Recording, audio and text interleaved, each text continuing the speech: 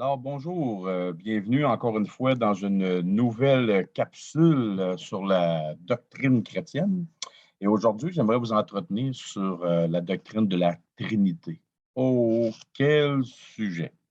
Pour la majorité des évangéliques, c'est quelque chose qui est acquis, mais pour beaucoup de personnes, exemple les témoins de Jéhovah, les musulmans, les unitariens, des groupes de personnes, il y a beaucoup de groupes de personnes qui ne croient pas à la Trinité. Et pour les chrétiens, eux autres, ils croient. Bon, maintenant, comment est-ce qu'on fait pour déterminer qui a raison, qui a tort? Par quelle chose? Est-ce qu'on y va par la conception logique? Est-ce qu'on y va par la parole de Dieu? Eh bien, c'est ça qu'on va déterminer aujourd'hui. Alors, j'aimerais vous inviter à regarder les Écritures. Parce que pour moi, là, quand je regarde les Écritures, c'est la seule et unique source d'autorité. Quand je parle des Écritures, je parle de la parole de Dieu. Les 66 livres de l'Ancien et du Nouveau Testament, toutes combinés ensemble. Et tout ça, tous ces documents-là me donnent la vérité. Alors, comme David disait dans les psaumes, l'ensemble de ta parole est la vérité. Donc, c'est avec la parole de Dieu et non la conception humaine, la pensée, la logique, qu'on va déterminer si oui ou non ça a du bon sens. OK?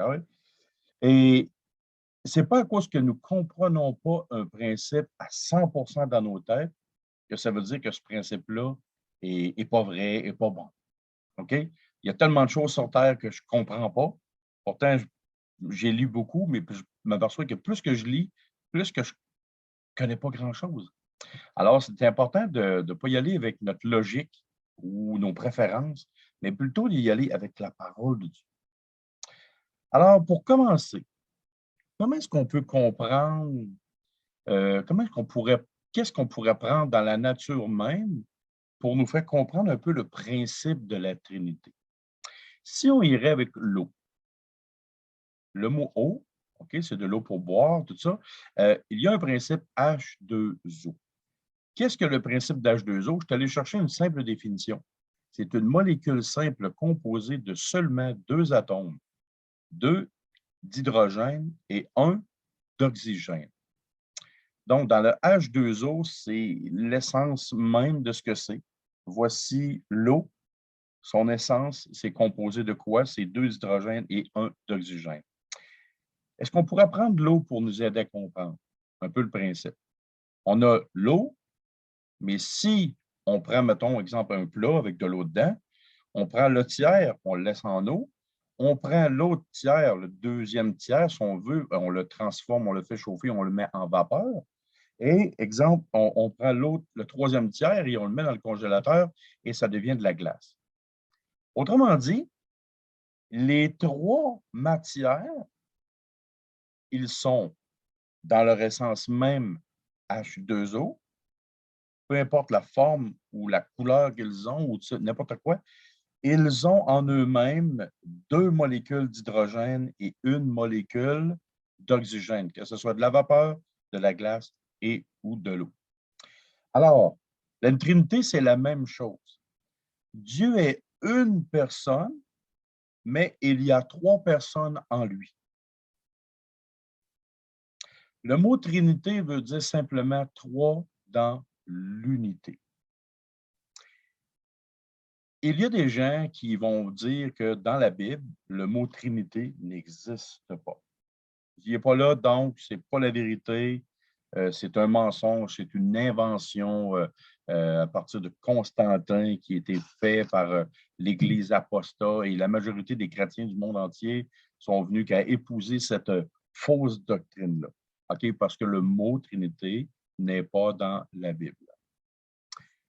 Et pourtant, c'est vrai, le mot Trinité n'est pas dans la Bible. Mais ça veut-tu dire que parce que le mot Trinité n'est pas dans la Bible que c'est une fausse conception? Alors, puis que ça n'existe pas. Est-ce que le mot électricité, le mot bombe, avion, éolienne et millénium se trouvent dans la Bible? Donc, si ça ne se trouve pas dans la Bible, ces cinq choses-là sont totalement fausses. L'électricité, les bombes, les avions, l'éolienne n'existent pas. Et pourtant, ceux qui disent que le mot Trinité n'est pas dans la Bible aiment beaucoup le mot millénium. Et le mot millénium n'est pas dans la Bible. Mais pourtant, c'est un principe très vrai. Il y aura 1000 ans de paix.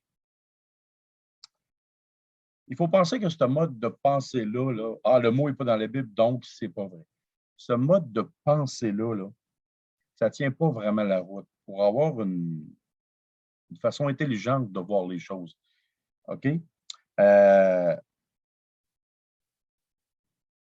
Les mots que les gens ont inventés, les théologiens des siècles passés, ont inventé des mots pour nous faire comprendre un principe, pour nous faire voir une vérité. Ils ont essayé par des mots de nous présenter une ou plusieurs vérités dans la parole de Dieu.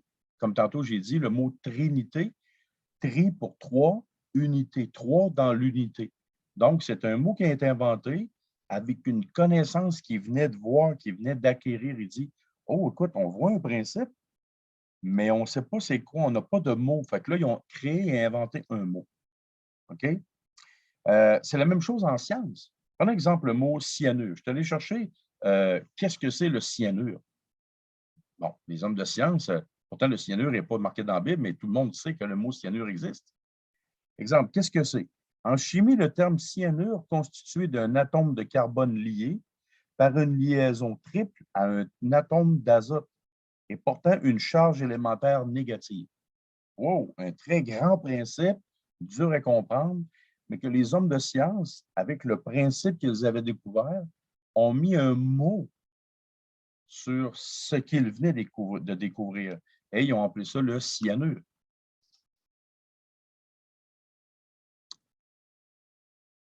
La première des choses, pour commencer, c'est important de savoir, OK? Si Dieu, Jésus et le Saint-Esprit sont des personnes. Et ça, c'est excessivement important. Qu'est-ce qu'une définition d'une personne? Selon le dictionnaire, c'est être humain considéré en tant qu'individu. Le rôle que tient la personne dans un acte quelconque se dit de la vie, du corps, du physique de celui qui parle, à qui l'on parle ou dont on parle. Donc, voyez-vous, être une personne, ce n'est pas juste avoir un corps physique. On parle de rôle que la personne va tenir. Ça détermine s'il est une personne ou pas. Et on se dit de la vie, du corps, du physique, de celui qui parle, à qui l'on parle. Donc, on parle à Dieu. On parle au Seigneur Jésus. Voyez-vous? Même si une personne de la Trinité n'a pas de corps physique, il est une personne quand même. Et voici ce que la parole de Dieu dit. Jean chapitre 4, verset 24. Dieu est esprit, avec un E majuscule, et il faut que ceux qui l'adorent, l'adorent en esprit et en vérité. Donc, le Seigneur Jésus, dans Jean 4, 24, nous dit littéralement que Dieu est esprit. Mais voici dans Job chapitre 13, verset 7 à 10, qu'est-ce qu'il dit? Direz-vous en faveur de Dieu ce qui est injuste, et pour le soutenir, allégueriez-vous des faussetés? Voulez-vous avoir égard à sa personne? Voulez-vous plaider pour Dieu? S'il vous sonde, vous approuvera-t-il? Ou le tromperez-vous comme on trompe un homme? Certainement, il vous condamnera. Si vous n'agissez en secret que par égard pour sa personne. Donc, par 2 fois dans le livre de Job, c'est marqué que Dieu est une personne. Pourtant, il n'a pas de corps physique.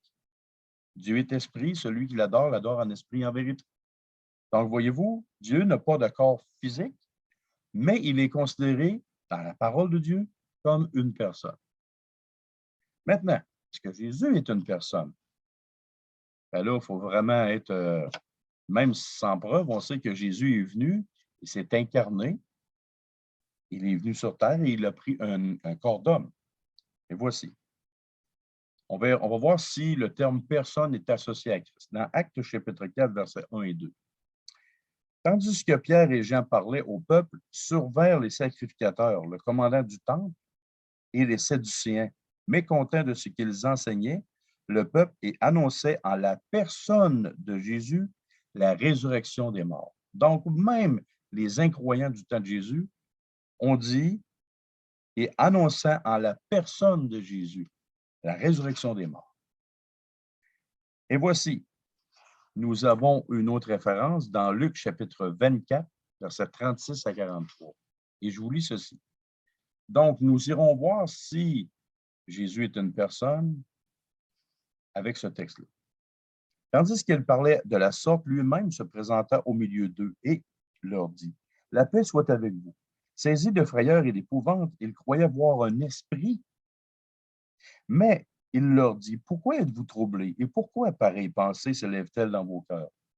Voyez mes mains et mes pieds, c'est bien moi.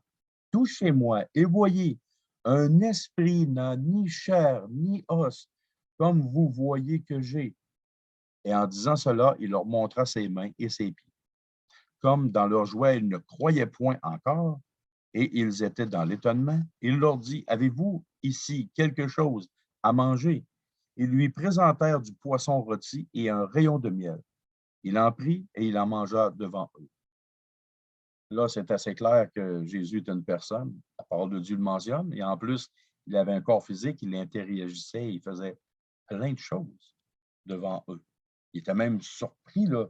Il pensait que c'était un esprit. Non, c'était une personne en chair et en os.